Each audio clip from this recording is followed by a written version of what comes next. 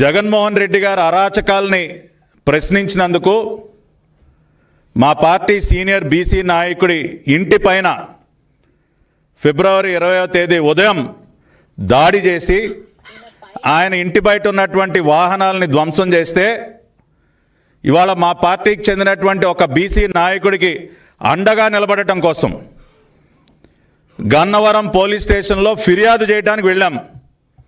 నేను, నాతో పాటు మా పార్టీ సీనియర్ నాయకులు బీసీ నాయకులు గురుమూర్తి గారు, ప్రస్తుత గౌడ కార్పొరేషన్ చైర్మన్ గారు గురుమూర్తి గారు, మేమందరం కూడా గన్నవరం పోలీస్ స్టేషన్కి వెళ్ళాం.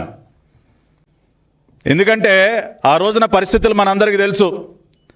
జగన్మోహన్ రెడ్డి ప్రభుత్వంలో దళితులపైన, బలహీన వర్గాలపైన జరుగుతున్నటువంటి దాడులు, కిరాతకంగా వారిని హత్య చేసేటటువంటి పరిస్థితి. గన్నవరం సంఘటన జరగటానికి ముందే దాదాపు 30 మంది బీసీ నాయకుల్ని పొట్టన పెట్టుకున్నావు జగన్ రెడ్డి. ఒకళ్ళు కాదు, ఇద్దరు కాదు. ఇవాళ మీరు చూసినట్లయితే ఒక కంచర్ల జల్లయ్య, ఒక తోటా చంద్రయ్య, నడి రోడ్డు పైన అతి కిరాతకంగా ఒక బీసీ నాయకుడైనటువంటి తోటా చంద్రయ్యని పీక కోసి చంపిన మాట వాస్తవం కాదా? నందం సుబ్బయ్య, అదేవిధంగా ఒక డాక్టర్ సుధాకర్, డాక్టర్ అనితారాణి, వరప్రసాద్ శిరోమండనం, ఈ విధంగా బీసీలు ఎస్సీల పైన దాడులు చేసుకుంటూ పోతూ వారిని అతి కిరాతకంగా చంపుతున్నటువంటి సందర్భంలో బలహీన వర్గాలే వెన్నుముకగా ఉన్నటువంటి పార్టీ తెలుగుదేశం పార్టీ. అటువంటి బడుగు బలహీన వర్గాలకి ఎట్టి పరిస్థితుల్లోనూ అండగా నిలబడాలి, వారికి రక్షణగా నిలబడాలని చెప్పి మా పార్టీ అధ్యక్షులు చంద్రబాబు నాయుడు గారు ఇచ్చిన పిలుపు మేరకు ఒక బలహీన వర్గాల నాయకుడు చిన్నా గారికి అండగా నిలబడటం కోసం వెళ్ళాం. అంటే నువ్వు మా పార్టీ బీసీ నాయకుడి ఇంటిపైన దాడి చేస్తే ఎవరు ప్రశ్నించకూడదా? బీసీలకు రక్షణగా నిలబడటానికి ఎవరో ముందుకు రాకూడదా?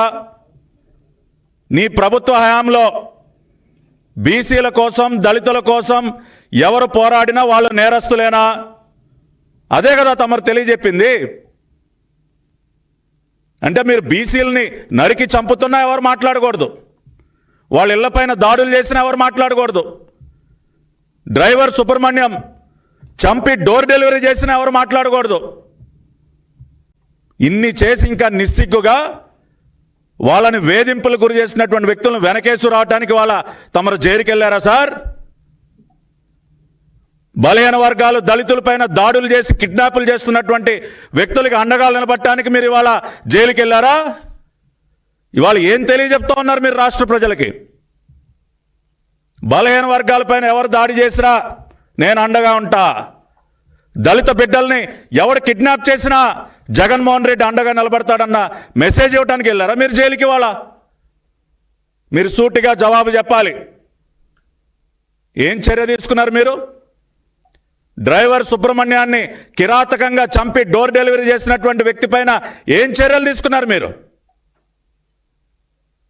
ఇవాళ ఏ రోజైనా ఒక బీసీ వ్యక్తి, ఒక బలహీన వర్గాలకు చెందినటువంటి వ్యక్తి కిరాతకంగా హత్యకు గురైతే ఏ రోజైనా మీరు నోరు విప్పి మాట్లాడారా?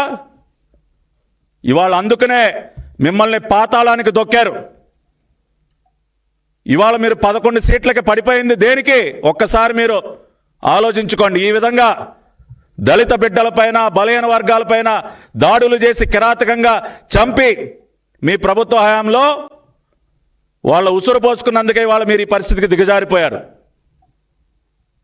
మీకు ఎన్ని రకాలుగా, ఎన్ని విధాలుగా కడుపు మండినా సరే తెలుగుదేశం పార్టీలో ఉన్నటువంటి ప్రతి ఒక్క నాయకుడు బడుగు బలహీన వర్గాలకు అండగా నిలబడతారు. దానికోసమే నేను ఆ రోజున గన్నవరం వెళ్ళాను. ఎక్కడికి వెళ్ళాను? నేను పోలీస్ స్టేషన్కి వెళ్ళాను. దొంతో చిన్నా గారిని వెంట పెట్టుకుని ఫిర్యాదు ఇవ్వటానికి పోలీస్ స్టేషన్కి వెళ్ళాను. అంటే మీ ప్రభుత్వ హయాంలో పోలీస్ స్టేషన్కి వెళ్ళి ఫిర్యాదు ఇవ్వటం కూడా నేరమేనా? ఆ పని కూడా చేయకూడదా? ఎస్, దానికి ముందు కూడా నేను గట్టిగా ప్రశ్నించాను. వల్లభనేని వంశీ గన్నవరంలో చేస్తున్నటువంటి అరాచకాలు మా పార్టీ జాతీయ ప్రధాన కార్యదర్శి, ప్రస్తుత రాష్ట్ర కేబినెట్ మంత్రివర్యులు నారా లోకేష్ గారి పైన అతను అవాకులు చవాకులు పేలితే